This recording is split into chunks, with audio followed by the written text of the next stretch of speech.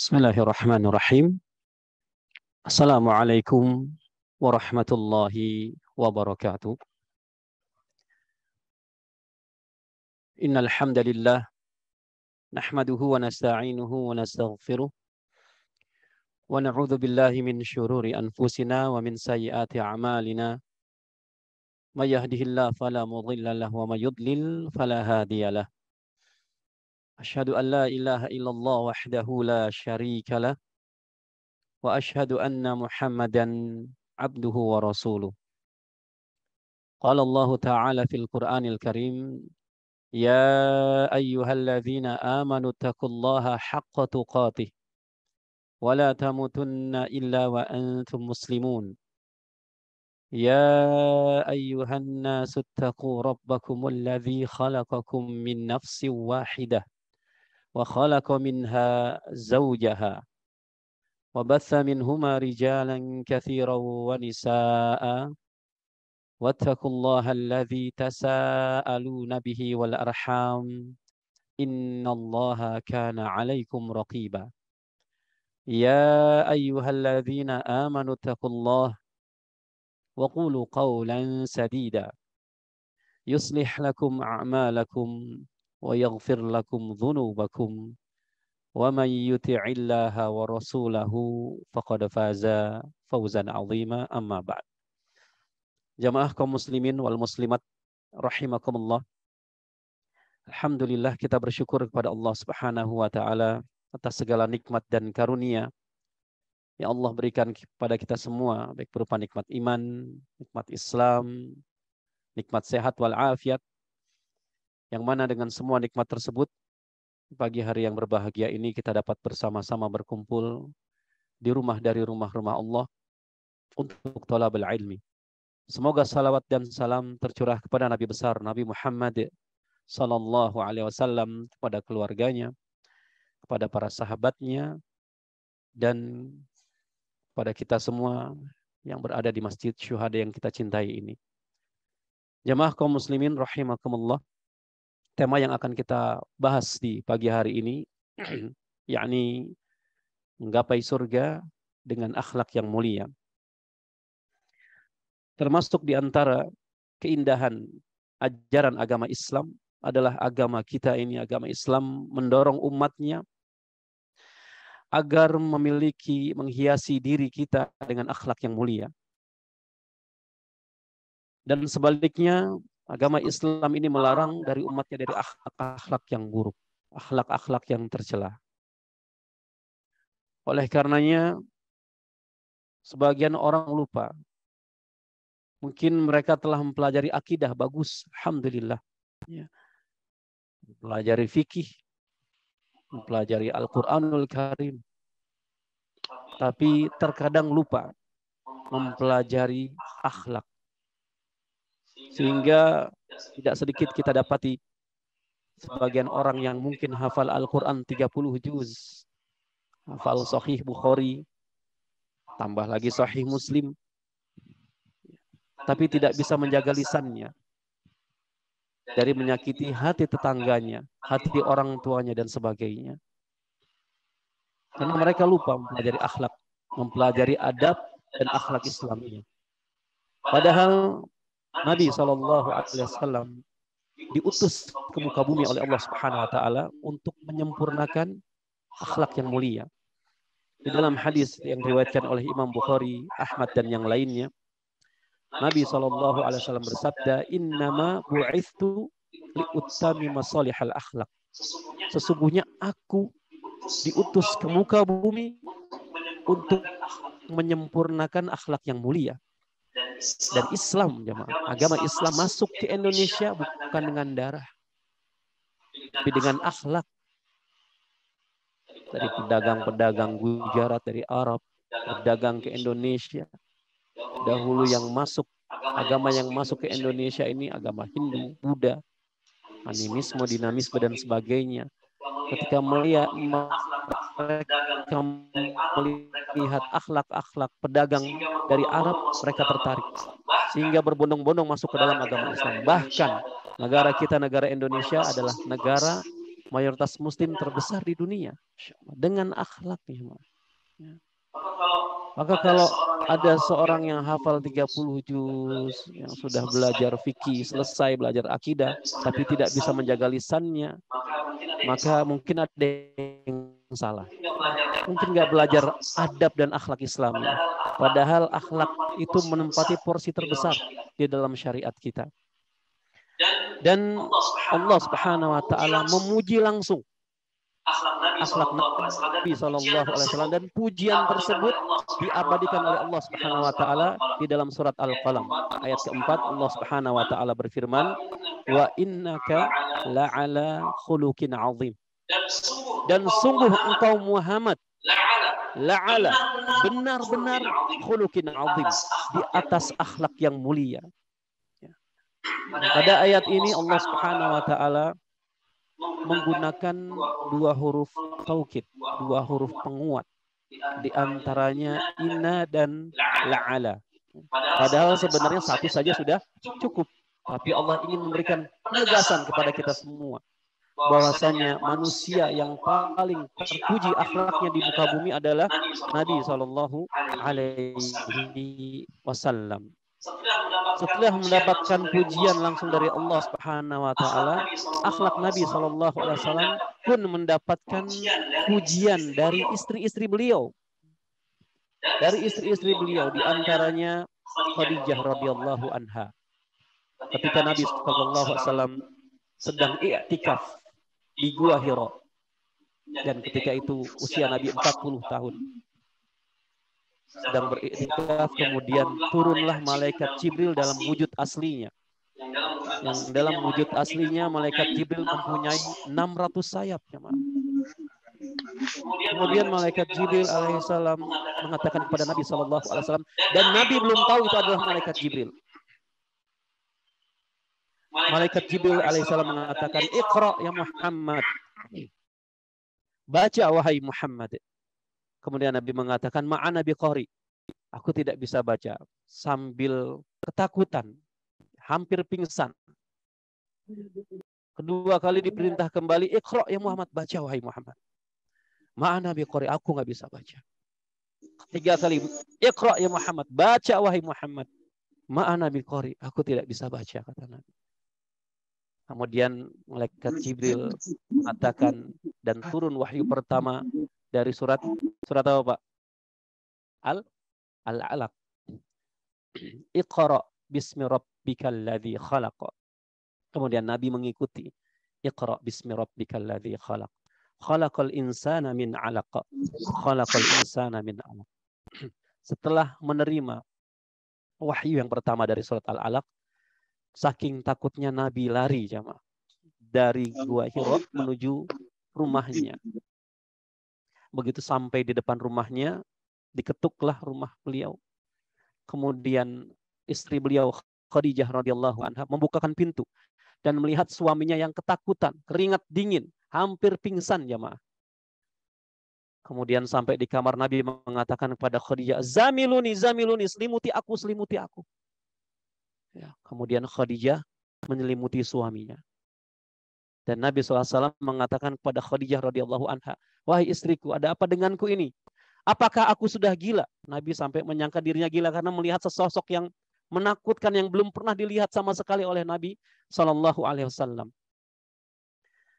Kemudian Khadijah radhiyallahu anha menghibur suaminya. Khadijah radhiyallahu anha, kala absyir. Ya. Jadi istri yang baik itu jamaah, kalau suaminya pulang dihibur, ya. Bukan ditanya. Baru pulang kerja, bukannya dihibur malah ditanya. Dari mana aja? Gitu. Ya, dari kerja lah, Bu. Gitu kan. Khadijah mengatakan, kala absyir. Janganlah takut wahai suamiku. Karena Khadijah tahu suaminya dalam keadaan takut, dihibur. Ini istri yang solihah. Ya, ya, kalau suami pulang kerja, keadaan penat, kena macet, ya, dihibur suami. Mau minum apa, Abi? Ya, minum teh, atau minum kopi, atau minum jus. Kalau jus beli sendiri sana di depan gitu. Ya. Kemudian Kata Khadijah, "Kala absyir, jangan takut wahai suamiku. Fa wallahi la yuhzikallahu abadan." Sekali-kali Allah tidak akan menghinakanmu. Kemudian datang persaksian-persaksian dari Khadijah. Persaksian yang pertama kata Khadijah radhiyallahu anha, "Innaka latasilur rahim." Jangan takut suamiku, sesungguhnya engkau ini tidak pernah memutus tali silaturahim. Senantiasa menjalin tali silaturahim. Dan menjalin tali silaturahim adalah akhlak yang mulia. Kata Nabi SAW, barang siapa yang suka dipanjangkan umurnya dan diluaskan rezekinya, fal yasil rahimahu. Maka sambunglah tali silaturahim. Berarti punya dua keutamaan. Menjalin tali silaturahim, dipanjangkan umurnya, diluaskan rezekinya.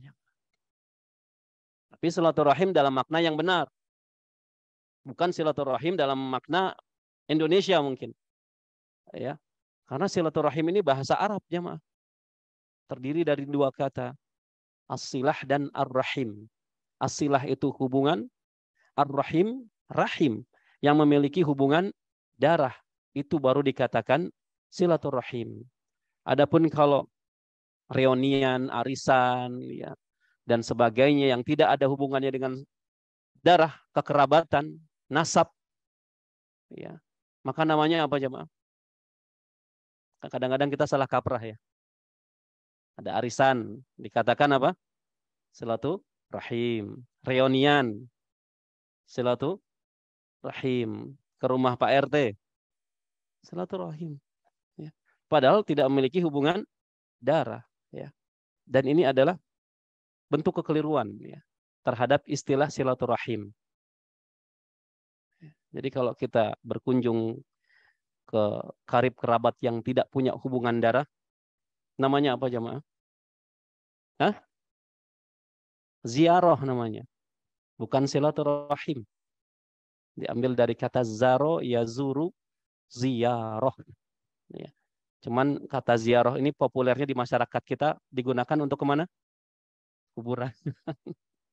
Ya, jadi kalau bilang ziarah pasti maunya ke kuburan. Ya, padahal artinya berkunjung, saling mengunjungi. Dan ada ancaman dari Nabi SAW bagi siapa saja yang memutus tali silaturahim. Dan ini adalah akhlak yang buruk. La yadkhulul jannah qat'ur rahim, kata Nabi SAW. Tidak akan masuk surga orang yang memutus tali silaturahim. Kalau dijalin, disambung, dua keutamaannya. Usianya dipanjangkan oleh Allah, rezekinya diluaskan. Itu menyambung tali silaturahim. Kalau diputus, la yadkhulul jannah. Tidak akan masuk surga. Qat'ur rahim. Orang yang memutus tali silaturahim. Biasanya, kasus memutus tali silaturahim biasanya kasus apa jemaah? Nah, itu dia. Waris. Ya, warisan tuh. Yang tadinya kakak sama adiknya harmonis ketika orang tuanya masih hidup jemaah. Begitu orang tuanya meninggal karena anaknya tidak dididik agama dengan baik, akhirnya rebutan harta waris. Sampai ada sebagian, kamu jangan panggil aku kakak lagi. Kakaknya juga. Kamu juga jangan panggil saya adik lagi. Karena rebutan harta waris. Ya. Maka ada ancaman yang sangat keras. Tidak akan masuk surga orang yang memutus tali silaturahim. Dan ini adalah akhlak yang buruk. Kemudian persaksian berikutnya dari Khadijah radhiyallahu anha. Wa tasduqul hadits. Dan engkau adalah orang yang senantiasa jujur. Jadi Nabi SAW seumur hidupnya tidak pernah berdusta. Ya. Kita sanggup nggak jemaah? Di sini ada yang nggak pernah berdusta seumur hidupnya? Sepertinya nggak sanggup. Nabi SAW seumur hidupnya tidak pernah berbohong. Makanya mendapatkan pujian langsung dari Allah Subhanahu wa taala di surat Al-Qalam ayat 4. Kemudian Khadijah melanjutkan persaksiannya kepada suaminya, wa tahmilu kalla. Ya. Dan senantiasa menolong orang yang kesusahan. Ini juga akhlak yang baik. Melihat tetangga kita kesusahan, melihat teman kerja kita kesusahan, tidak usah diminta kita tolong ya, Ma. Dan itu akhlak Nabi SAW sebelum diangkat menjadi Nabi dan Rasul. Ya. punya kecenderungan suka menolong orang lain yang kesusahan. Wa taqri'ud dhaif. Dan engkau suka memuliakan tamu, wahai suamiku. Dan ini juga akhlak yang mulia, memuliakan tamu. Kata Nabi SAW, man kana yu'minu billahi wal yaumil akhir, fal yukrim dhaifahu. Barang siapa yang beriman kepada Allah dan hari akhir, maka muliakanlah tamu kalian. Berarti memuliakan tamu termasuk salah satu cabang-cabang keimanan. Ya, Pak. Kita bisa nilai nih, kalau kita bertamu ke tempat orang, ya, tuan rumah gimana sikapnya kepada tamu. Kalau dia muliakan tamunya, maka dia beriman kepada Allah dan hari akhir. Bagaimana memuliakan tamu? Menjamu tamu, jemaah. Semaksimal mungkin.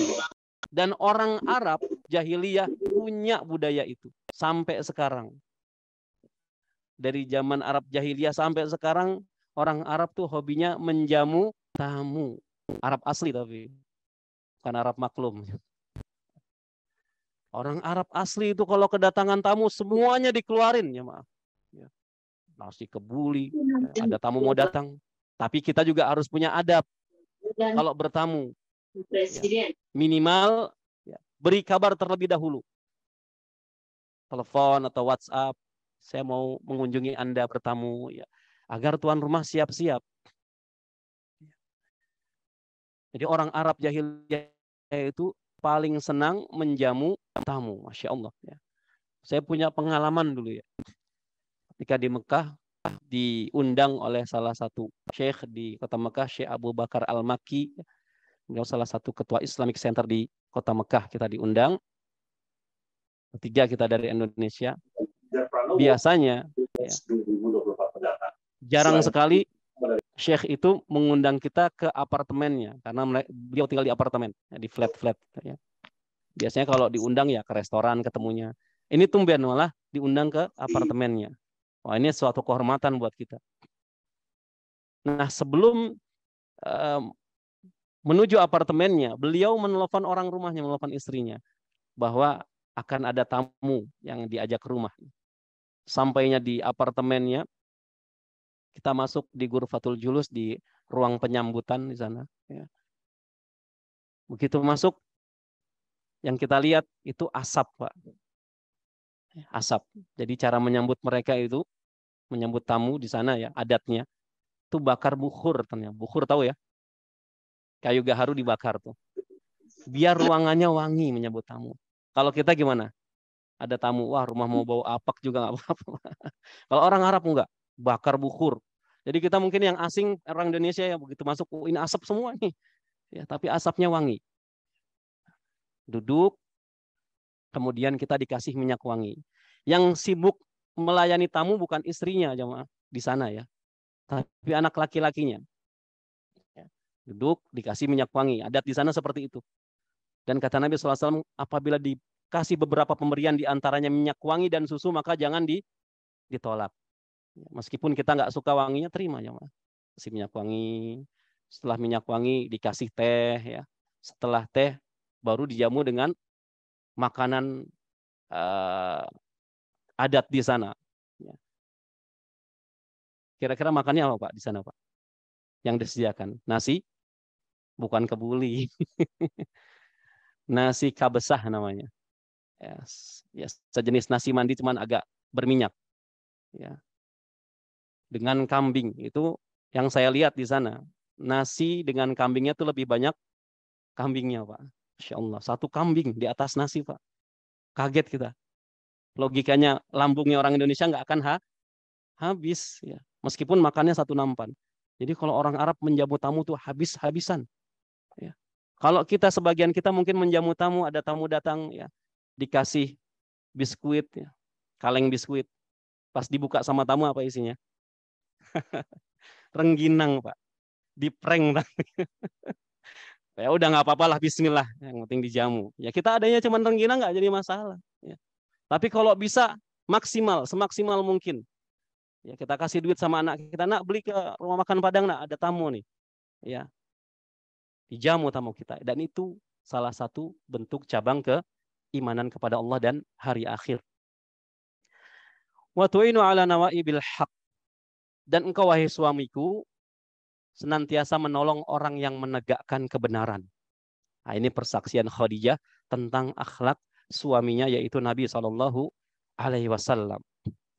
Kemudian kesaksian istri beliau berikutnya dari Aisyah radhiyallahu anha. Dalam hadis riwayat Bukhari dan Muslim, Aisyah radhiyallahu anha mengatakan tentang akhlak suaminya. Karena Rasulullah SAW ahsanan nasi khuluqa. Rasulullah SAW adalah orang yang paling baik akhlaknya.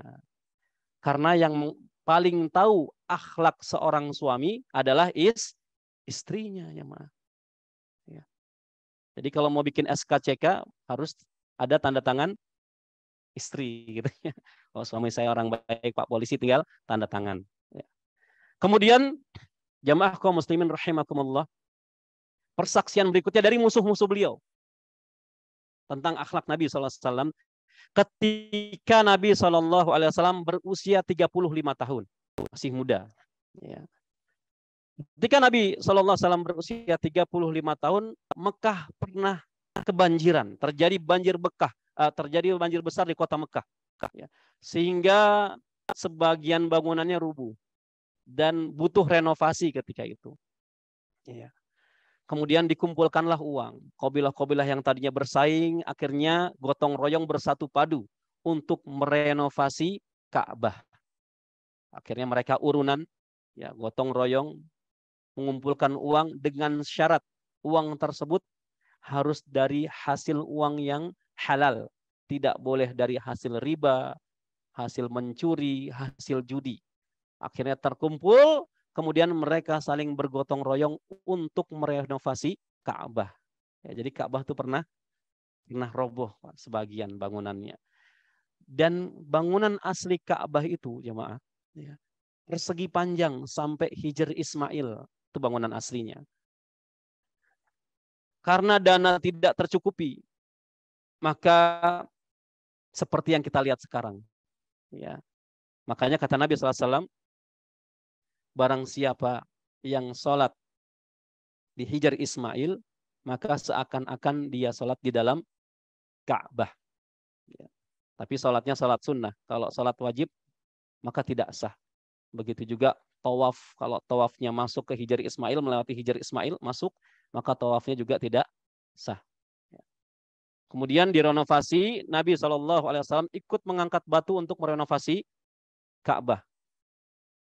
Suatu saat ketika Nabi mengangkat batu untuk merenovasi Ka'bah, Nabi tersandung, terjerembab, kemudian pingsan, ya maaf, di sisi Ka'bah.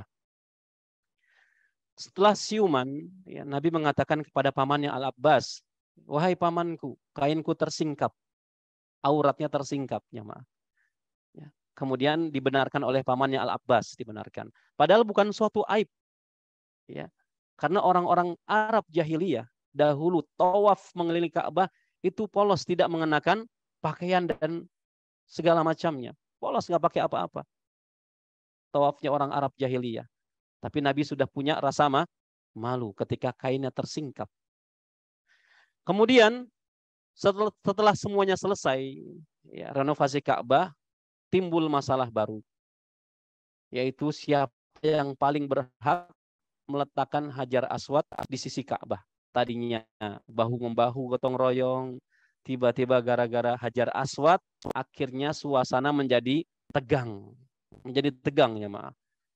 Kemudian Allah Subhanahu wa taala mengilhamkan solusi yang baik kepada salah seorang di antara mereka yang bernama Abu Umayyah bin Al-Mughirah Al-Makhzumi. Beliau adalah ayahnya Ummu Salamah. Yang akhirnya mereka bersepakat bahwa perlu seseorang, ya, untuk menjadi penengah yang meletakkan Hajar Aswad ini, dan mereka membuat kesepakatan, ya, ini bagi siapa saja atau barang siapa yang pertama kali masuk Masjidil Haram melewati pintu Bani Syaibah. Dulu namanya pintu Bani Syaibah. Sekarang namanya pintu Babus Salam, ya, Babus Salam. Barang siapa yang masuk Masjidil Haram yang melewati pintu Babus Salam, maka dia yang berhak untuk meletakkan Hajar Aswad di sisi Ka'bah. Ya. Kemudian mereka melihat sama-sama, ya, siapa orang pertama yang masuk Masjidil Haram lewat pintu Babus Salam. Kira-kira siapa, jemaah? Hah? Nabi Shallallahu Alaihi Wasallam, dan ketika itu beliau berusia 35 tahun. 35 tahun. Begitu mereka melihat Nabi SAW memasuki Masjidil Haram lewat pintu Babus Salam, mereka sepakat dan berteriak bersama-sama, Ja'al amin, Ja'al amin. Telah datang orang yang dipercaya, telah datang orang yang dipercaya. Ini persaksian dari musuh-musuh Nabi Shallallahu Alaihi Wasallam, mengakui bahwasanya Nabi adalah orang yang dipercaya sebelum Nabi diutus jadi Nabi dan Rasul. Ya, sudah memiliki akhlak yang baik, bahkan diberi gelar oleh mereka Al-Amin. Ya, maaf. Inilah kemuliaan akhlak Nabi Shallallahu Alaihi Wasallam. Dan kita diperintahkan oleh Allah mengikuti Nabi Shallallahu Alaihi Wasallam dalam segala hal. Allah Subhanahu Wa Taala berfirman, "Laqad kana lakum fi Rasulillahi uswatun hasanah." Ya, telah dijadikan pada diri Rasulullah Shallallahu Alaihi Wasallam uswatun hasanah, suri tauladan yang baik. Kemudian jamaah kaum muslimin rahimakumullah, ada dua amalan yang paling banyak menyebabkan manusia masuk dalam surga Allah Subhanahu wa taala. Di dalam hadis riwayat Tirmidzi, Ibnu Majah dan yang lainnya, Nabi SAW bersabda, "Aktsaru ma yudkhilul jannah taqwallah wa husnul khuluq." Ada dua amalan. Yang dua amalan itu paling banyak menyebabkan manusia masuk ke dalam surga Allah Subhanahu wa taala. Yang pertama, taqwallah, bertakwa kepada Allah Subhanahu wa taala. Dan yang kedua, kata Nabi SAW, wa husnul khuluq, dan akhlak yang mulia. Ketika para ulama mengomentari hadis ini mengatakan, taqwallah yakni hubungannya antara manusia dengan Allah, hablu minallah. Adapun husnul khuluq, hubungannya antara manusia dengan manusia, hablu minan nas. Dan antara hablu minallah dengan hablu minan nas ini harus seimbang, jemaah. Harus seimbang. Tidak boleh jomplang salah satunya. Karena pernah terjadi kasus ya di zaman Nabi SAW, dan kasus ini ditulis oleh Imam Bukhari dalam kitab Al-Adabul Mufrad ya. Suatu hari salah seorang sahabat Nabi mengeluh tentang keadaan tetangganya. Dia punya seorang tetangga perempuan ya. Akhirnya mungkin karena nggak tahan ya, mendatangi Nabi, akhirnya mengeluh tentang tetangganya ini. Kata orang tersebut, ya Rasulullah, inna fulanah, wahai Rasulullah, sesungguhnya si fulanah tetanggaku, dia tidak menyebut namanya. Sesungguhnya si fulanah tetanggaku ini, dia rajin menunaikan sholat malam di sepertiga malam. Kemudian paginya, wahai Rasulullah, dia mengerjakan puasa sunnah sengi dengan tilawah, berjus-jus dari Al-Quran dia baca di siang harinya. Kemudian juga dia sedekah fi sabilillah, dia bersedekah dengan hartanya di jalan Allah. Insyaallah jemaah. Berarti tetangganya ini berilmu dan beramal. Dia mengetahui ya keutamaan sholat malam di sepertiga malam. Berilmu, kemudian diamalkan ilmunya, dia sholat di sepertiga malam. Dia mengetahui keutamaan puasa sunnah Senin Kamis. Dia mengetahui puasa sunnah Ayyamul Bid. Dia amalkan, dia kerjakan di pagi harinya. Dia mengetahui ya keutamaan membaca Al-Quranul Karim yang satu hurufnya 10 kebaikan, kata Nabi SAW. Diamalkan. Ya. Dia mengetahui keutamaan sedekah. Diamalkan, mana qasat malin sodakoh, tidak akan berkurang harta seorang hamba dari sedekah, diamalkan oleh si fulanah ini tetangganya. Ya, berarti kebaikan semua dia lakukan ya, maaf. Masya Allah. Kalau sudah mengerjakan yang sunnah seperti ini, tentunya yang wajib lebih dahulu dikerjakan. Kemudian kata sahabat tersebut, tapi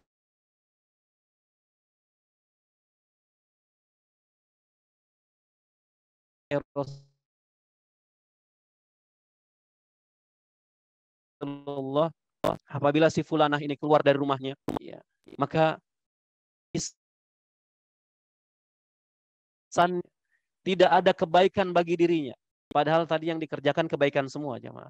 Salat malam kebaikan, puasa sunnah kebaikan, ya. sedekah kebaikan, tilawah kebaikan. Nabi bilang, laisa fiha khair, tidak ada kebaikan pada dirinya. Tidak cukup sampai sana, Nabi mengatakan wahia min ahlin nar, dan dia termasuk penduduk api neraka. Ya. Habluminallahnya bagus ya, Ma. Habluminallahnya bagus. Tapi sayang, habluminannasnya rusak. Ya. Ada nggak di komunitas pengajian seperti itu ya, Ma? Udah ngaji lama bertahun-tahun tapi tidak bisa menjaga lisan. Ada nggak? Sedikit atau banyak? Ada. Ya. Tapi di sini nggak ada. Di sana yang ada, Pak. Sini nggak ada. Baik-baik di sini. Alhamdulillah. Ya. Ada, Pak. Di komunitas pengajian ada. Ya.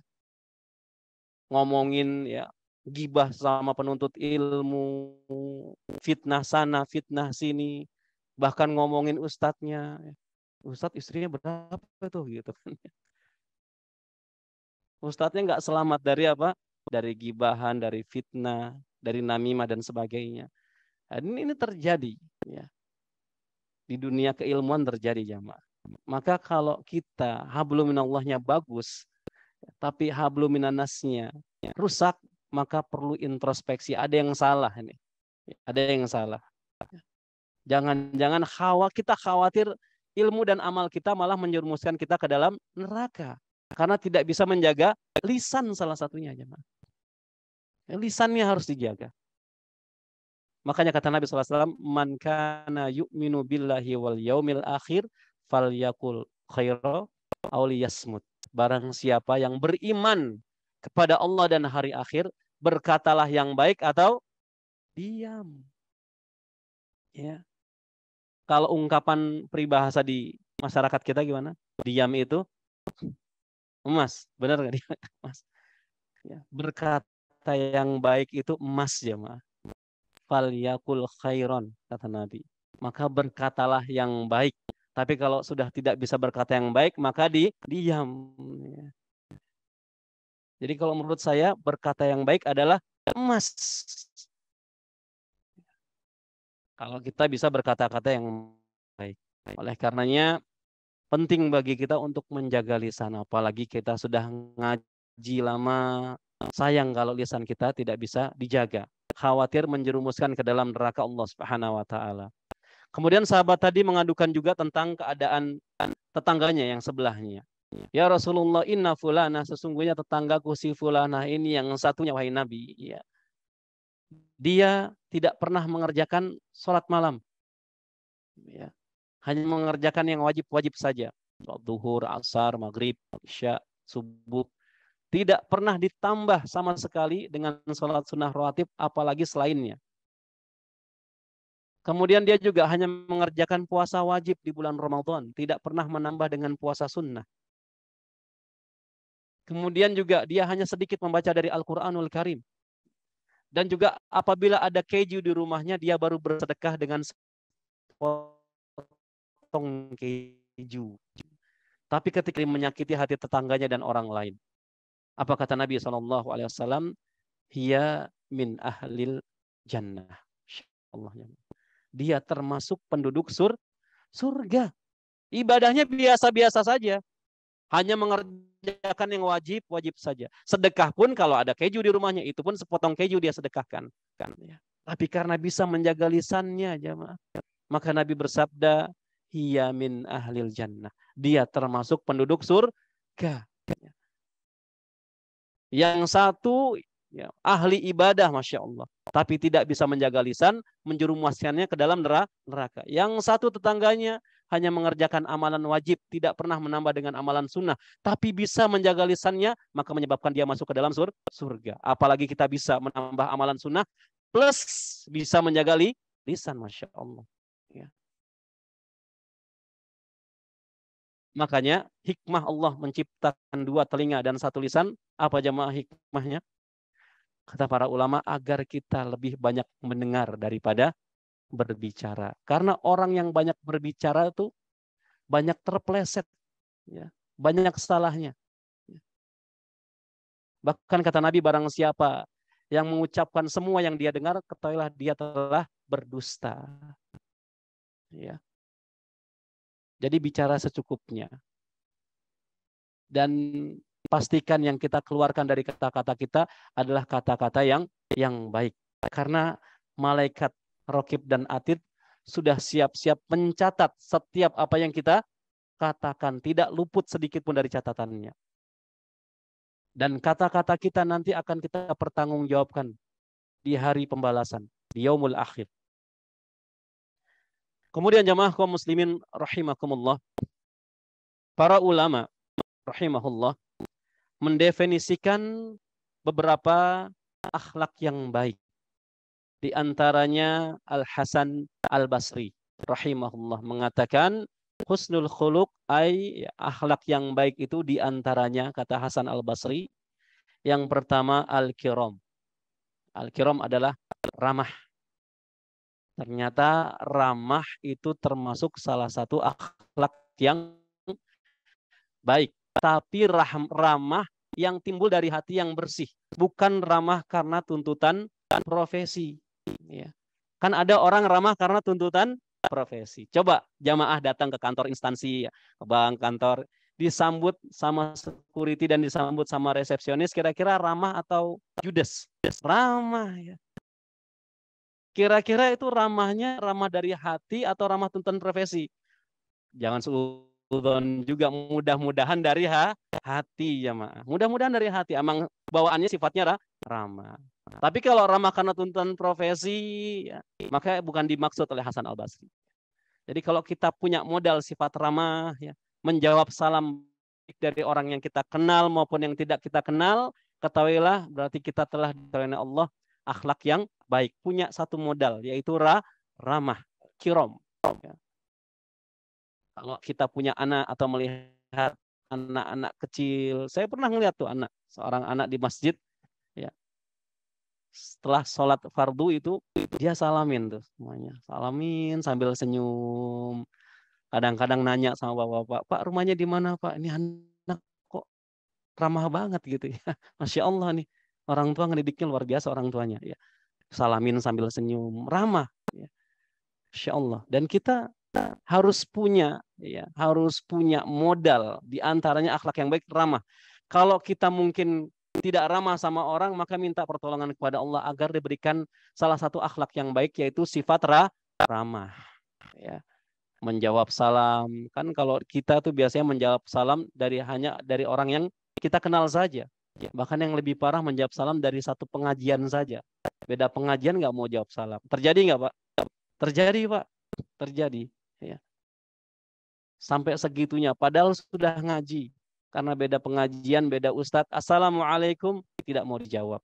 Ya. Keadaannya lebih parah dibandingkan orang awam. Orang awam saja dikasih salam meskipun nggak kenal, jawab salam dia. Assalamualaikum, waalaikumsalam. Ini sama-sama sudah ngaji karena beda pengajian, beda ustadz. Assalamualaikum, dia lihat dulu, wah, pengajiannya beda, nggak mau jawab. Ada Pak. Kalau di Arab Saudi itu Pak, ya, itu menebarkan salam di mana-mana, baik yang dikenal maupun yang tidak dikenal. Setiap ketemu orang, Assalamualaikum, waalaikumsalam, Assalamualaikum, waalaikumsalam. Ya. Itu mungkin bisa Bapak rasakan ketika Bapak umroh, ya, atau haji. Masya Allah, orang dari seluruh dunia menebarkan salam. Tapi kalau kita di masyarakat kita gimana? Sepertinya jarang, kecuali sama yang dikenal saja. Ya. Kemudian yang kedua, kata Hasan Al-Basri, termasuk di antara akhlak yang baik, wal badlah. Badlah itu dermawan. Ya. Dermawan, suka memberi, termasuk salah satu di antara akhlak dari akhlak-akhlak yang baik. Ya. Suka bersedekah dan sebagainya. Kemudian berikutnya kata Imam Hasan Al-Basri, al-ihtimal. Ya. Al-ihtimal itu bisa menahan amarah. Juga termasuk akhlak yang baik. Artinya apa? Tidak mudah temperamen. Berarti mafhum mukhalafahnya, pemahaman terbaliknya, orang yang mudah marah, ya, mudah emosi, mudah temperamen, berarti akhlaknya buruk, ya, buruk. Ya. Masalah sepele tiba-tiba marah, ya. Marah sepele. Dan orang yang gampang marah itu kalau dalam syariat Islam itu dihukumi dhaif orangnya, meskipun badannya besar. Dhaif itu lemah. Kalau orang gampang marah-marah, ketahuilah dia dhaif, lemah. Karena kata Nabi SAW, bukanlah orang yang kuat itu pandai bergulat, tapi orang yang kuat itu yang dapat menahan amarahnya. Itu baru dikatakan orang yang kuat. Jadi orang yang nggak mudah marah itu dia qawi, kuat. Ya, psikologisnya kuat, mentalnya kuat. Padahal kalau marah dia bisa saja marah karena benar posisinya. Tapi dia ingat hadis dari Nabi SAW ketika salah seorang pemuda mendatangi Nabi meminta nasihat.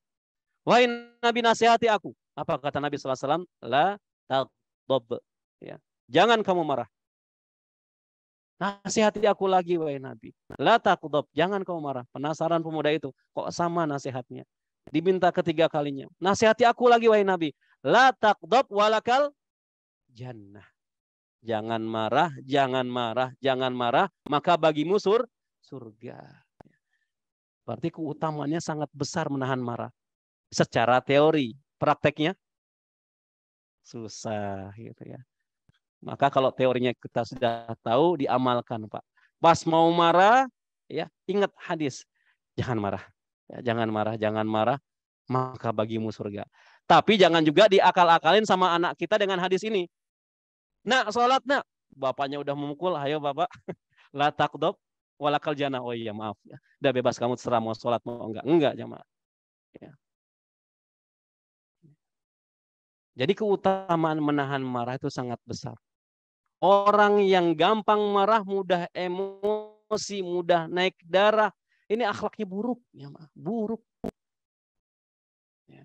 Dan hadis tentang la taqdob ini diteliti oleh orang barat, orang-orang kafir. Orang-orang kafir tuh suka neliti-neliti hadis. Ya, hadis lalat masuk ke air dia teliti. Begitu benar, paling hanya sedikit yang masuk Islam. Hadis la taqdob diteliti juga.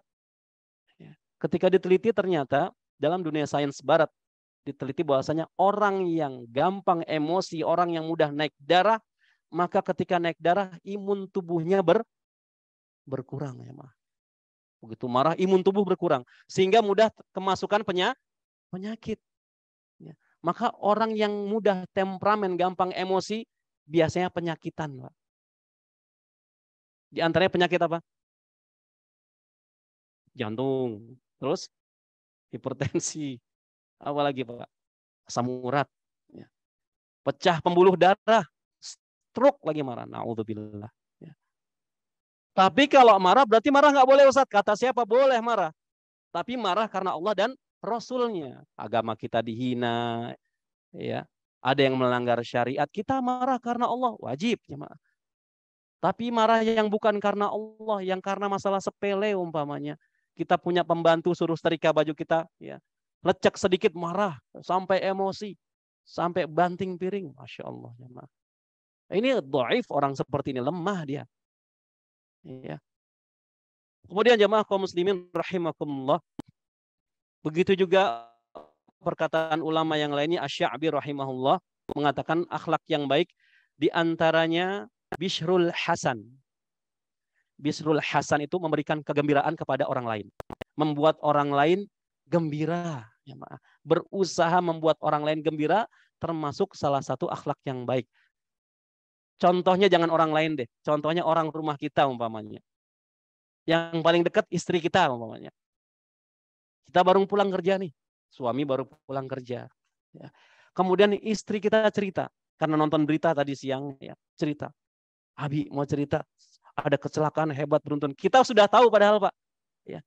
Untuk membuat kegembiraan di hati istri kita, kita pura-pura mendengarkan. Meskipun kita sudah tahu beritanya. Oh seperti itu ya. Terus gimana kejadiannya? Masya Allah. Ya mudah-mudahan kita selamat semua kalau dalam perjalanan. Ini memberi kegembiraan dalam hati istri kita. Jangan istri kita baru cerita, kemudian kita bilang, itu mah saya sudah tahu, kamu kemana aja gitu.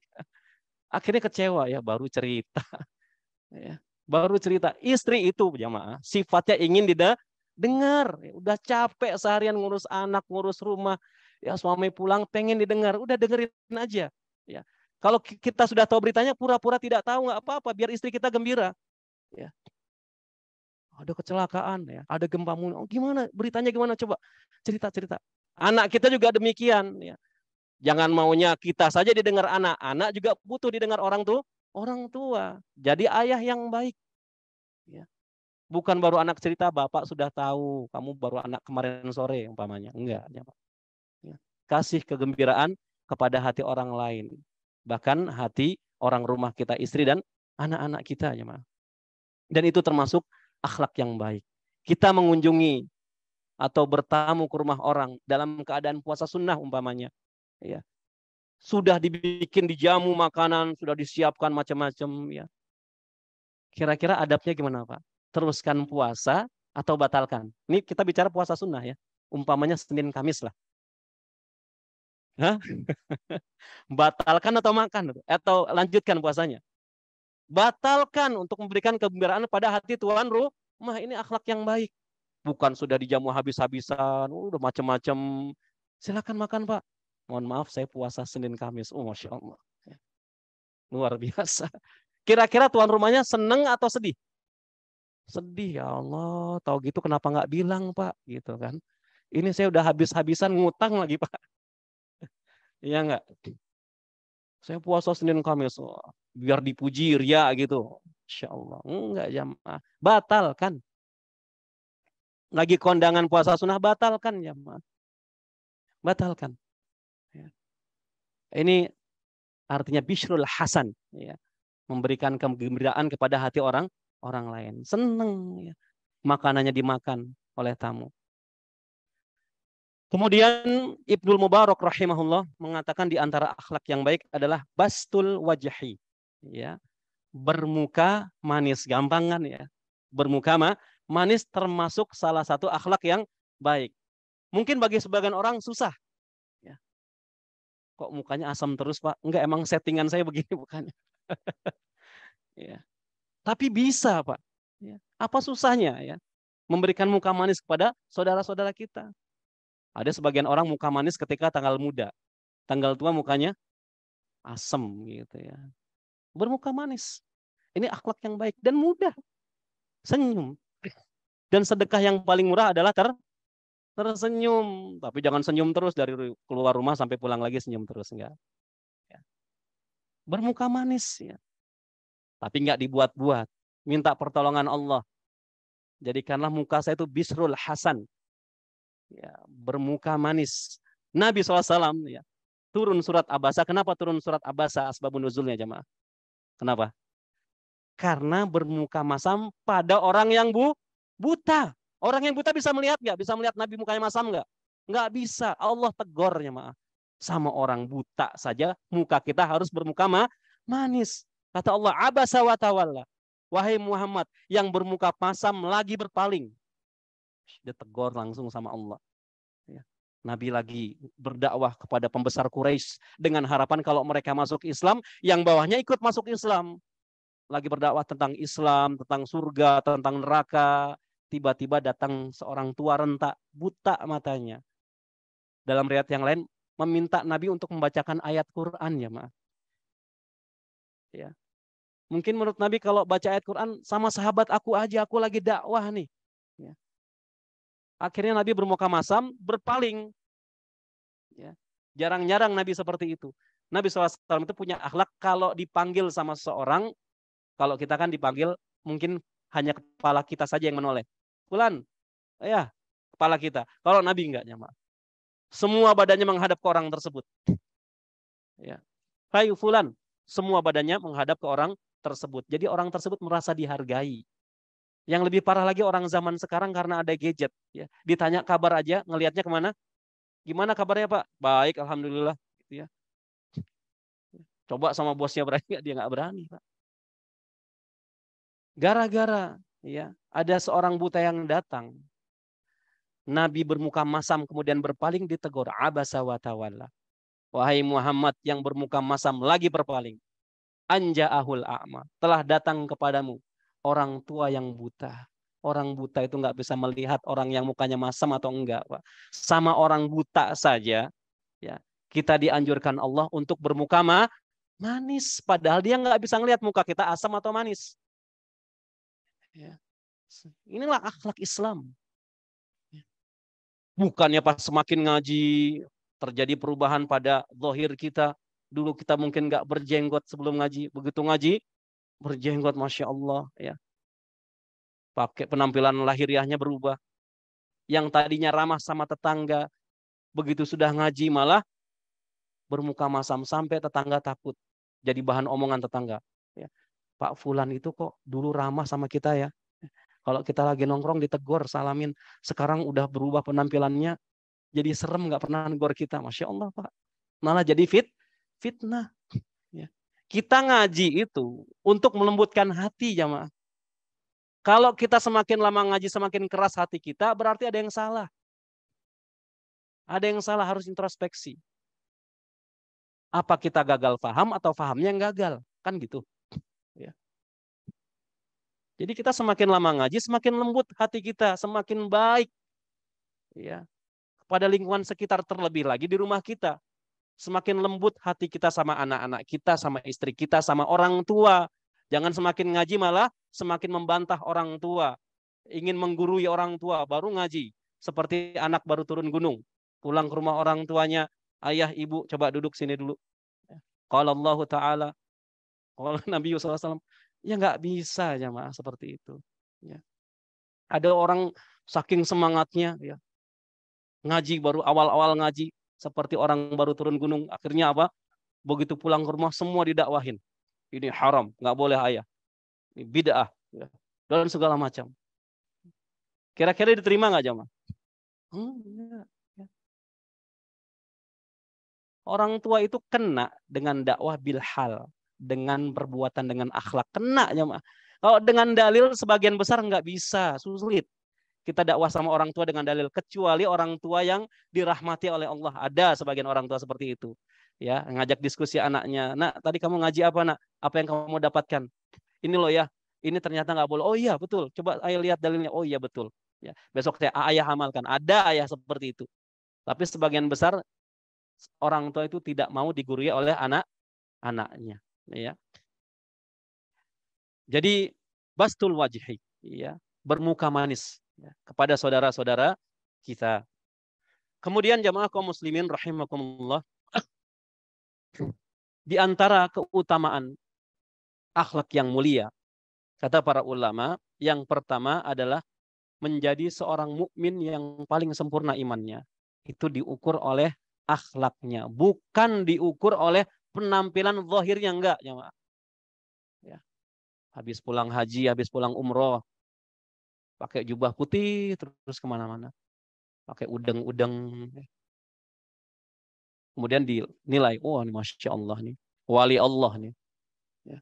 Akhlaknya mulia. Kenapa Pak? Itu pakainya gamis terus, nggak bisa, jamaah.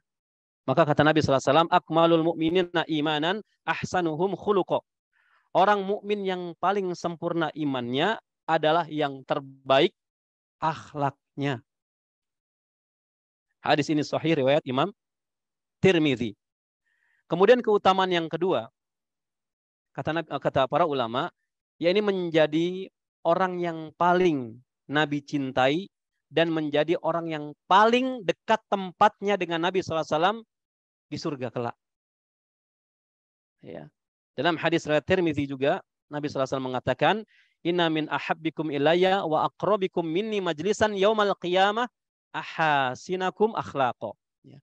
Sesungguhnya orang yang paling aku cintai dan orang yang paling dekat tempatnya denganku di hari kiamat nanti, ahasinakum akhlaqa, adalah orang yang terbaik akhlaknya di antara kalian. Ya. Jadi kita benahin, jemaah. Kalau kita merasa ada sebagian akhlak kita yang kurang pas, yang buruk, maka kita berusaha memperbaiki. Kalau kita ingin dicintai oleh Nabi dan ingin tempatnya nanti di hari kiamat dekat dengan Nabi. Kemudian jamaah kaum muslimin rahimakumullah, yang berikutnya keutamaan akhlak yang mulia adalah menjadi sebaik-baik muslim. Menjadi muslim baik. Tapi kalau mau menaik level menjadi muslim yang the best, sebaik-baik muslim, maka kata Nabi SAW, khairul muslimin man salimal muslimun min lisanihi wa yadihi. Sebaik-baik muslim adalah yang muslim atau kaum muslimin selamat dari keburukan lisan dan tangannya. Jadi dua yang harus kita jaga. Kalau mau menjadi sebaik-baik muslim, menjaga lisan kita dari menyakiti hati orang lain dan juga menjaga tangan kita dari menyakiti orang lain. Kemudian berikutnya, ya, keutamaan akhlak yang mulia dalam hal muamalah contohnya, yaitu dalam hal hutang piutang. Itu kita punya potensi di dalamnya untuk menjadi sebaik-baik manusia dalam urusan utang piutang. Kata Nabi SAW, khairun nasi khairuhum qadaan. Sebaik-baik manusia adalah yang terbaik dalam melunasi hutang-hutangnya. Ya, yang terbaik dalam melunasi hutang-hutangnya. Bagaimana menjadi yang terbaik dalam melunasi hutang-hutangnya? Contohnya seperti di zaman Nabi SAW, Nabi pernah berhutang, ya, seekor onta. Kemudian Nabi mengembalikannya dengan cara yang terbaik yang tidak dipersyaratkan di depan. Kalau dipersyaratkan di depan nanti riba jatuhnya, jemaah. Ya, ketika Nabi mengembalikan hutangnya, Nabi mengembalikan dengan seekor onta yang gemuk, ya, yang besar, onta merah, dan ini onta yang paling mahal di zamannya. Ya. Dan ini adalah sesuatu yang terbaik dalam melunasi hutangnya. Begitu pula juga kita, jemaah. Kalau kita punya hutang, maka kalau kita ingin masuk ke dalam hadis ini, ketika membayar hutang, jadilah pembayar hutang terbaik ketika melunasi hutang-hutangnya. Bagaimana caranya? Kalau kita punya rezeki lebih ketika kita mengembalikan hutang, maka kasih hadiah. Dengan catatan tidak dipersyaratkan di awal. Kalau dipersyaratkan di awal, riba jatuhnya. Pak Fulan, makasih. Kemarin saya sudah pinjam 10 juta, saya sudah ada uang 10 juta. Ini saya kembalikan sebagai bentuk terima kasih saya. Ini kebetulan saya habis safar, saya kasih oleh-oleh, Pak. 10 juta plus oleh-oleh yang tidak dipersyaratkan di awal. Dan ini tidak termasuk riba. Ya. Ini cara membayar hutang, ya, dengan pembayaran yang terbaik. Dan insya Allah masuk ke dalam hadis ini. Khairun nas khairuhum qadaan. Sebaik-baik manusia adalah yang terbaik dalam melunasi hutangnya. Bukan malah sebaliknya akhlak buruk ketika berhutang. Di antaranya apa? Ketika ditagih, gimana biasanya jemaah? Malah amnesia, ya. Amnesia tuh lupa. Emang saya punya hutang sama Bapak? Allahu Akbar. Ada nggak yang seperti itu, Pak? Oh, banyak, ya. Amnesia. Makanya jemaah, kalau hutang piutang kan sudah diatur di surat Al-Baqarah tentang dain itu. Satu ayat itu satu lembar, jemaah. Satu halaman di Al-Baqarah itu. Itu tentang hutang piutang. Di situ ditegaskan oleh Allah Subhanahu wa taala kalau hutang piutang itu hendaknya dicatat, datangkan 2 orang saksi yang adil. Jadi nggak ada tuh kejadian amnesia lagi, Pak. Mohon maaf saya mau menagih hutang. Ya. Emang saya punya hutang sama Bapak. Ini buktinya. Nah, ini saksinya di belakang saya 2 orang. Udah, selesai. Kadang-kadang kita mungkin ada timur, Pak, ya. Orang timur kan nggak enakan gitu ya. Ah, masa segini aja harus pakai catatan hitam di atas putih. Padahal Allah yang menegaskan. Agar tidak terjadi nanti kegaduhan. Ya, ketika menagih hutang piutang. Dan orang yang zalim itu, yang dia mampu membayar hutang tapi dia tunda-tunda. Dia terus berada dalam kezaliman. Ya. Ada sebagian orang yang harusnya bisa membayar hutang malah dipakai buat jalan-jalan traveling. Ya.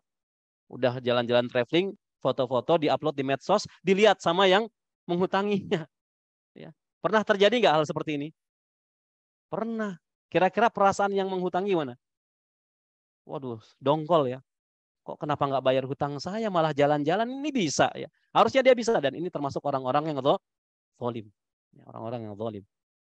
Menunda-nunda bayar hutang padahal dia mampu. Yang lebih zalim lagi, dia berhutang dengan niat tidak mau membayar hutang. Berhutang tapi dia punya niat tidak mau membayar hutang. Dalam hadis yang sahih kata Nabi SAW, nanti di hari kiamat dia akan bertemu Allah dalam keadaan sarikon, dalam status sebagai pencuri. Ya, orang yang punya niat berhutang, niatnya tidak mau membayar, di hari kiamat bertemu di hadapan Allah dalam status sebagai sarikon atau pencuri. Na'udzubillah. Ya. Kemudian keutamaan akhlak yang mulia yaitu mencapai derajat orang yang berpuasa dan sholat malam. Ada sebagian orang yang sulit mengerjakan qiyamul lail, sholat malam. Bawaannya ngantuk aja. Mau bangun tengah malam nggak bisa, sulit. Ya. Ada juga sebagian orang yang sulit puasa sunnah. Karena bawaannya lapar, terus mau puasa sunnah, ya lapar. Ya. Akhirnya nggak bisa. Maka dua amalan ini bisa dikejar. Nabi SAW bersabda, Innal abda la yudrika bi husnil khuluqihi darajata sha'im al-qa'im. Sesungguhnya seorang hamba itu benar-benar mencapai derajat orang yang berpuasa dan sholat malam dengan sebab akhlaknya yang mulia. Jadi orang yang akhlaknya mulia itu derajatnya sama dengan orang yang rutin sholat malam dan rutin puasa sunnah. Lebih bagus lagi akhlaknya sudah mulia, rutin sholat malam dan puasa sunnah. Itu lebih mumtaz lagi jemaah. Masya Allah. Kemudian jemaah kaum muslimin rahimakumullah, yang terakhir ya, mendapatkan rumah-rumah di surga. Ini keutamaan akhlak yang mulia jemaah. Jadi di dunia ini untuk mendapatkan rumah itu tidak mudah, ya kan? Harus mengumpulkan uang. Ada yang 5 tahun, 10 tahun, 15 tahun, 20 tahun baru dia punya rumah. Ya. Tapi kalau rumah di surga, ya, itu nggak lama jemaah ngumpulinnya. Dan bukan pakai uang, pakai amalan. Rumah di surga juga berklaster-klaster sama kayak rumah di dunia. Ya. Kan banyak sekarang klaster ini, klaster itu. Ya. Begitu pula di surga.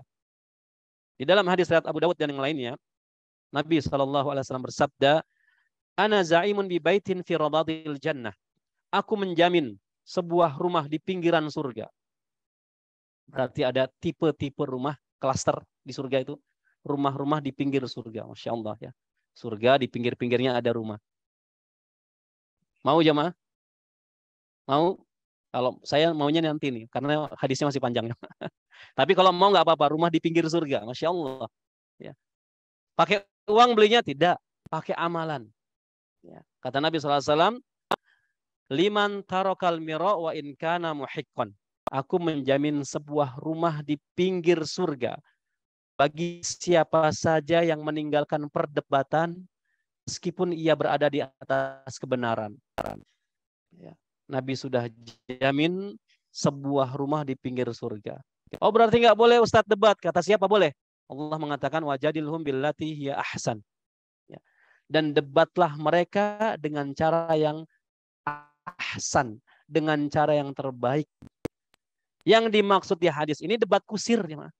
Kalau diajak debat kusir jangan mau. Habis pikiran, waktu, tenaga, sama-sama merasa paling benar. Jadi debat tuh boleh. Ya. Yang nggak boleh debat kusir. Makanya kalau debat disepakati dulu. Ya. Kita debat mencari kebenaran atau pembenaran. Kalau mencari kebenaran, ayo kita debat. Tapi kalau mencari pembenaran, saya nggak mau. Nanti jatuhnya debat kusir. Thayyib, cari kebenaran, kita sepakati. Kita debat di atas apa? Di atas Al-Quran dan Sunnah, siap. Kita debat dengan kepala yang dingin. Ini debat yang diperbolehkan. Tapi kalau debat kusir, ada seorang mengatakan umpamanya, hijab itu, ya jilbab itu hanya budaya Arab. Kata orang tersebut. Yang satunya mengatakan tidak. Hijab itu perintah wajib dari Allah Subhanahu wa taala. Di dalam surat Al-Ahzab dan juga di dalam As-Sunnah. Ya. Kalau dua orang ini debat, kira-kira ketemu nggak Pak? Nggak ketemu. Yang satu berdiri di atas logika, yang satu berdiri di atas Al-Quran dan Sunnah. Yang dia tahu di atas kebenaran, ya, kemudian dia hindari debat kusir, maka Nabi sudah jamin mendapatkan rumah di pinggiran surga. Ya. Kemudian yang berikutnya jamaah rahimakumullah, wa ana za'imun bi baitin ya fi wasatil jannah, dan aku menjamin sebuah rumah di tengah-tengah surga. Tadi di pinggir sudah, sekarang di tengah-tengah surga jamaah. Apa amalannya? Liman tarakal kadhiba wa in kana mazihan. Bagi orang yang meninggalkan dusta, meninggalkan bohong meskipun hanya bercanda. Ya. Bagi orang yang meninggalkan kedustaan meskipun hanya bercanda. Bercanda itu boleh Karena Nabi SAW itu humoris. Dan juga para sahabat humoris. Bukan orang yang streng. Enggak, jamaah. Ya. Boleh. Tapi jangan dibumbui kedustaan. Ya. Nabi pernah didatangi oleh nenek-nenek. Seorang nenek-nenek. Kemudian nenek-nenek itu tersebut bertanya kepada Nabi SAW. Wahai Nabi, apakah orang sepertiku bisa masuk surga? Nah, kemudian kata Nabi SAW, mohon maaf ibunda, ya, tidak ada nenek-nenek di dalam surga. Maka nenek tersebut nangis. Kemudian setelah nangis, Nabi tersenyum. Nenek tersebut bertanya, kenapa engkau tersenyum, wahai Rasulullah?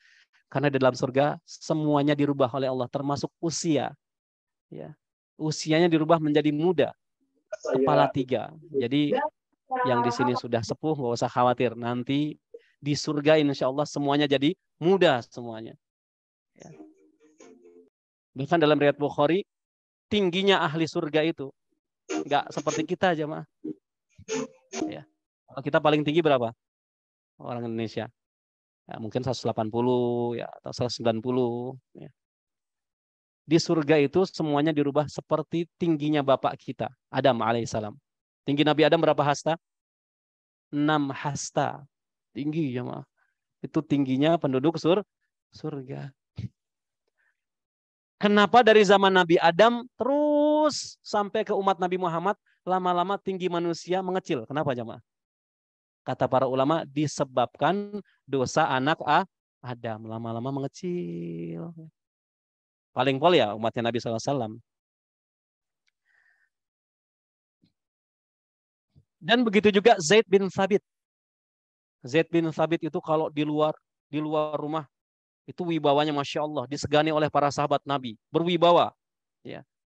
Tapi begitu masuk rumahnya, jadi suami yang baik, jadi bapak yang baik buat anak-anaknya. Jenaka jemaah, itu Zaid bin Thabit. Sebagian kita ya Masya Allah yang punya pangkat, direktur, jenderal dan sebagainya. Ya. Di luar wibawanya luar biasa. Begitu pulang ke rumah pangkatnya masih dipakai. Sehingga apa? Jaim. Jaim tahu jemaah?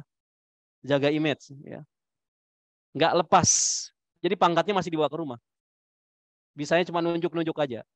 Sehingga kalau pulang ke rumah, anak-anaknya takut. Abi pulang, langsung masuk kamar semuanya. Karena pangkatnya masih dibawa. Zaid bin Sabit enggak. Begitu masuk rumah, dilepas semuanya baju kebesarannya. Jadi ayah yang jenaka, bercanda. Jadi pelawak buat keluarganya. Kita juga harus seperti itu. Ya, jangan menjadi kepala keluarga yang hangat di luar rumah. Di luar rumah sama sohibnya, wah Masya Allah. Ahlan, gimana kabarnya? Ayo kita makan traktir. Kalau ketemu sohib, luar biasa, hangat. Begitu masuk rumah, dingin. Lebih dingin dibandingkan freezer. Oh ya, freezer. Nah, ini akhlak yang buruk. Dalam hadis yang lain kata Nabi SAW, khairukum li ahlihi, wa anna khairukum li ahlihi. Sebaik-baik kalian adalah yang terbaik buat keluarganya. Dan aku adalah orang yang paling baik buat keluargaku. Ya. Kemudian jamaah kaum muslimin, pada redaksi yang terakhir kata Nabi SAW, wa ana zaimun bi baitin fi a'lal jannah. Dan aku menjamin sebuah rumah di puncak tertinggi di surga. Jadi ada rumah di pinggir surga, ada rumah-rumah di tengah surga, ada juga rumah-rumah di puncak tertinggi di surga. Kita di dunia saja kalau punya uang ingin beli rumah di mana? Puncak di Bogor. Kenapa? Dingin, adem, ya, mata sejuk mandang yang hijau-hijau. Tapi mahal, ya. Pengen punya villa di sana. Ya. Di surga juga ada rumah di puncak tertinggi di surga. Apa amalannya? Kata Nabi SAW, liman hasana khuluquhu. Ya. Bagi siapa saja yang memperbagus akhlaknya, yang memperbaiki akhlaknya. Kalau kita sadar punya akhlak buruk, kita sulit menjaga lisan kita dari ghibah, namimah, fitnah, kita minta pertolongan kepada Allah. Lisan kita yang sulit kita jaga dari berkata-kata kotor, menyakiti hati orang lain dan sebagainya. Baik jemaah kaum muslimin rahimakumullah, mungkin ini kajian di pagi hari ini yang bisa saya sampaikan, mudah-mudahan bermanfaat dan kita buka sedikit ya sesi tanya dan jawab. Ya Allahu a'lam bishawab.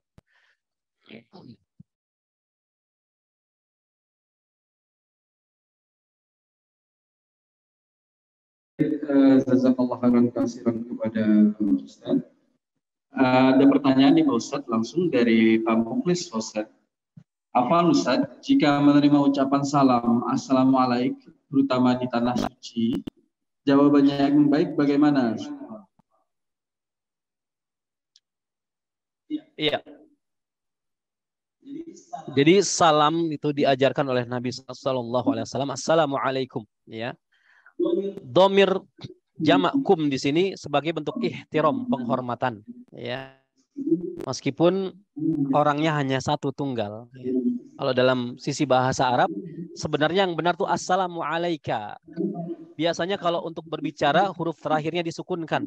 Ya, untuk muhadatsah biasanya berbicara orang Arab itu huruf terakhir disukunkan. Assalamu alaik. Maksudnya assalamu alaika untuk laki-laki. Untuk perempuan, satu perempuan assalamu alaiki. Ya. Kita memakai dhamir jamak, ya, nahnu assalamu alaikum sebagai bentuk ihtiram, penghormatan buat orang yang diberi salam. Ya. Jadi kalau dikatakan ya, menerima ucapan di tanah suci assalamu alaik, ya, maka boleh kita katakan waalaikumsalam. Atau kalau kita ingin ihtiram dengan yang memberi salam, waalaikumsalam. Ya. Waalaikumsalam warahmatullahi wabarakatuh. Ya. Jadi menyempurnakan kebaikan. Berbuat baik itu insya Allah mudah, tapi menyempurnakan kebaikan ini hanya orang-orang yang dirahmati oleh Allah. Biasanya kalau orang dikasih salam, assalamualaikum atau assalamualaika, dijawab sepadan, waalaikumsalam. Padahal kalau disempurnakan kebaikannya, itu dapat 30 pahala. Waalaikumsalam 10 pahala, warahmatullahi 10 pahala, wabarakatuh 10 pahala. Ya. Jadi kalau ada yang memberi kita salam, assalamualaikum atau assalamualaikum sebagai bentuk ihtiram penghormatan, maka sempurnakan kebaikan dan nggak membutuhkan waktu banyak. Ya, kita jawab salam sempurna membutuhkan waktu berapa detik kira-kira Pak? Buang waktu kita nggak? Enggak. Kayaknya kita rugi banget. Ya. Mindsetnya dirubah. Ya. Assalamualaikum, waalaikumsalam warahmatullahi wabarakatuh. Sempurnakan kebaikan. Dapat 30 pahala. Cuman karena pahala bentuknya abstrak, jadi kita males-malesan. Ya, abstrak, nggak kelihatan pahala. Coba kalau kelihatan 30 batang emas semuanya. Saya yakin semua jawab sempurna tuh. Assalamualaikum, waalaikumsalam warahmatullahi wabarakatuh. Ambil tuh 30 emas. Iya, Pak. Kita diuji sama pahala bentuknya abstrak, jadi males-malesan. Ya, abstrak, dosa juga abstrak, nggak kelihatan. Coba kalau kelihatan. Ya. Setiap yang nggak kenal itu pasti salam terus. Pulang-pulang bawa batangan emas, 30 emas. Ya. Jadi sempurnakan kebaikan. Assalamualaikum waalaikumsalam warahmatullahi wabarakatuh. Kayaknya nggak kurang dari 5 detik, Pak. Dapat 30. Masya Allah. Ya, silakan pilih aja. Kalau mau dapat 10 ya nggak apa-apa. Waalaikumsalam. Udah nggak apa-apa. 10. 20 warahmatullah. Ya. Tapi tanggung, Pak. Kita aja kalau pengen dunia, pengen yang spesial. Ya nggak? Ditraktir sama teman nasi goreng. Ditraktir kan gratis tuh. Pak, saya traktir nasi goreng. Pesannya nasi goreng apa kira-kira? Spesial. Itu buat dunia nasi goreng pula. Ya. Spesial. Ini buat akhirat jamaah. Harusnya yang lebih spesial lagi. Ya. Jadi ketika kita diberi salam di tanah suci ataupun tanah air kita, assalamualaikum atau assalamualaikum, sempurnakan kebaikan dengan menjawab lengkap. Wallahu a'lam bishawab. Baik, ada pertanyaan dari jamaah masjid. Sambil itu juga ada klarifikasi. Ustaz. Baik, di sini ada koreksi ya. Tinggi Nabi Adam 60 hasta, sekitar 18. Iya. Maaf, tadi saya sebutkan 6 hasta ya. Ternyata 60 hasta. Dan ini sekaligus sebagai koreksi. Ya, terima kasih buat yang mengkoreksi. Ya. Barakallahu fikum. 18 meter. Ya. Ahli surga, 18 meter. Insya Allah. Ya. Baik, ada pertanyaan lagi jemaah? Ya, silakan Pak. Assalamualaikum warahmatullahi wabarakatuh. Assalamualaikum warahmatullahi. Ustaz, bagaimana seorang muslim ketika memiliki rezeki yang berlebihan, terus bersilaturahmi ke saudara-saudaranya, tapi ketika rezekinya turun, udah enggan bersilaturahmi, karena kalau punya rezeki lebih, ada yang dihadiahkan buat anaknya, buat ya, pokoknya buat hadiah yang kita datangin. Tapi begitu rezekinya menurun, enggan mau bersilaturahmi. Gimana itu Ustaz? Iya. Jadi jamaah kaum muslimin rahimakumullah, kita harus memahami rezeki. Ya. Karena kita kurang paham terhadap masalah rezeki. Jadi rezeki itu dibagi para ulama bentuknya. Ada dua bentuk rezeki. Ada rezeki yang sifatnya umum dan ada rezeki yang sifatnya khusus. Rezeki sifatnya umum kata para ulama, rezeki yang bermanfaat buat badan kita. Harta, kesehatan, uang, dan lain-lain. Ini rezeki yang sifatnya umum. Ketika Allah memberikan rezeki yang banyak kepada seorang, bukan berarti orang tersebut lantas dimuliakan Allah. Dan ketika Allah mempersempit rezeki seseorang, bukan berarti orang tersebut dihinakan oleh Allah. Ya. Dan itu Allah tuliskan di surat Al-Fajr. Ya. Kemudian rezeki yang sifatnya khusus. Rezeki yang sifatnya khusus ini, kata para ulama, rezeki yang dikhususkan. Jadi rezeki yang sifatnya umum tadi ya, diberikan Allah kepada orang muslim dan orang kafir. Ini tadi rezeki yang sifatnya umum. Ya, semuanya dapat. Tapi kalau rezeki yang sifatnya khusus, ya, rezeki berupa ilmu yang bermanfaat dan amal soleh. Yang dikhususkan oleh Allah diberikan kepada orang-orang yang dicintainya. Nah, ini rezeki yang sifatnya khusus. Dan rezeki semuanya adalah ibtala atau ibtila, ujian. Ujian dari Allah Subhanahu wa taala. Apakah kita bisa menggunakan rezeki tersebut, harta yang diberikan oleh Allah Subhanahu wa taala, sebagai tunggangan bagi kita menuju surga Allah atau tidak? Nah, ketika kita punya banyak rezeki, kemudian kita mau silaturahim, punya uang banyak umpamanya, ya. Kemudian kita silaturahim memberikan uang kepada sanak saudara, tapi ketika mungkin rezeki dalam makna uang ya di sini sedikit, akhirnya kita mengurungkan untuk silaturahim karena rezeki kita lagi sedikit, uang kita lagi sedikit.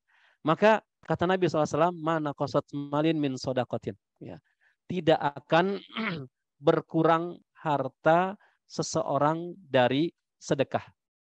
Ya. Ada sebagian orang sedekah diniatkan dunia, padahal dunia ini kata Nabi SAW lebih hina dibandingkan bangkai kambing, ya ma. Jadi kalau mau sedekah itu jangan niat dunia. Sedekah itu niatnya akhirat, jamaah. Wal akhiratu khairu wa abqa. Dan akhirat lebih baik dan lebih kekal. Dan ketahuilah ketika kita sedekahkan harta kita kepada karib kerabat kita yang terdekat, sejatinya itu harta kita yang kita keluarkan. Adapun yang kita simpan itu bukan milik kita. Ya, tapi milik siapa? Milik ahli waris. Yang kita keluarkan itu milik kita, jamaah. Yang kita tahan itu bukan milik kita. Nanti diperebutkan oleh ahli waris kita, harta yang kita bangga-banggakan. Bahkan ya, keinginan orang yang sudah dikubur, para pendahulu kita yang di alam barzah, mereka punya keinginan. Laula akhartani ila ajarin qarib, kata mereka. Ya Allah, tolong ya Allah, seandainya aku dihidupkan kembali 1 detik saja, ajalku ditunda dulu, atau aku dibangkitkan beberapa detik ke muka bumi ini, niscaya aku akan watasaddaqo, sedekah. Jadi keinginan orang-orang yang sudah di alam barzah ini ingin bersedekah. Nah, kita yang masih hidup, ya maaf, justru sedekah yang paling utama ketika Allah uji kita, ketika harta kita sedikit, itu sedekah yang paling utama. Orang punya uang hanya 20.000 umpamanya. Dia nggak punya harta apa-apa lagi kecuali 20.000 dan pakaian yang menempel di badannya. Kemudian dia sedekahkan 10.000 atau 15.000. Itu lebih utama dibandingkan orang yang punya uang 1 miliar kemudian disedekahkan 200 juta. Paham ya jemaah ya? Sedekah dikala keadaan kita sempit itu yang lebih utama. Dan itu memang ujian dari Allah Subhanahu wa taala. Maka kalau kita biasanya kan kalau mau pulang kampung, ya, mau pulang kampung itu harus punya modal, bekal, uang ya buat memberikan sanak saudara. Akhirnya kita hitung-hitungan nih. Ya, ditulis dulu ada berapa ponakan, sepupu ya. Ini uang cukup apa enggak? Maka bismillah jemaah. Anfik unfik alik katanya. Bersedekahlah, nanti Allah akan bersedekah kepadamu. Allah akan bersedekah dan Allah sebaik-baik pengganti jemaah. Jadi kalau sedekah ya, maka sedekah yang paling utama dikala kita sempit. Ya, keadaan kita sempit, bersedekah, maka itu sedekah yang paling afdol, yang paling utama. Dan niatkan kepada Allah. Dan itu Allah yang akan ganti. Kata Imam Nawawi rahimahullah, kalau matematika manusia, kita punya uang 100.000, kita sedekahkan 50.000, maka matematika manusia tinggal 50.000. Tapi matematika Allah enggak. Maka kata Imam Nawawi, secara jumlah dia berkurang, tapi bertambah keberkahannya kepada harta tersebut. Ya, bertambah keberkahannya. Kan kita hidup yang kita cari apa? Keberkahan dari Allah Subhanahu wa taala. Ada orang banyak harta tapi hartanya enggak berkah, menjadi petaka buat dia. Ya. Jadi bismillah ya. Ketika kita sempit, maka kita tetap bersedekah kepada karib kerabat kita, orang tua kita, orang-orang terdekat setelahnya, paman, bibi, kakak kandung, adik kandung, semampunya. Ya, semampunya. Wallahu a'lam bishawab. Iya. Baik, itu ya Ustaz. Iya, baik. Jazakallahu khairan katsiran kepada Bapak-bapak, Ibu semua yang hadir di sini, juga terutama kepada guru kita, Bapak Ustadz Dedi Adriansyah, yang telah menyampaikan kepada kita mengenai keutamaan sabar. Semoga Allah berikan kebaikan kepada beliau. Allah jadikan ilmunya ilmu yang bermanfaat dunia dan akhirat. Amin. Dan semoga kita juga bisa mengambil faedah, bisa mengamalkan apa yang disampaikan didapat pada hari ini. Kita tutup. Subhanakallahumma wa bihamdika, asyhadu an la ilaha illa anta, astaghfiruka wa atubu ilaik. Assalamualaikum warahmatullahi wabarakatuh. Waalaikumsalam warahmatullahi wabarakatuh.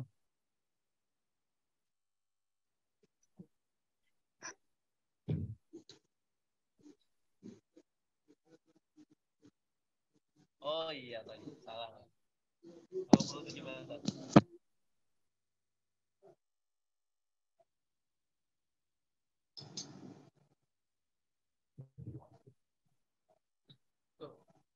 Gimana? Ya. Sehat ya? Siap. Siap.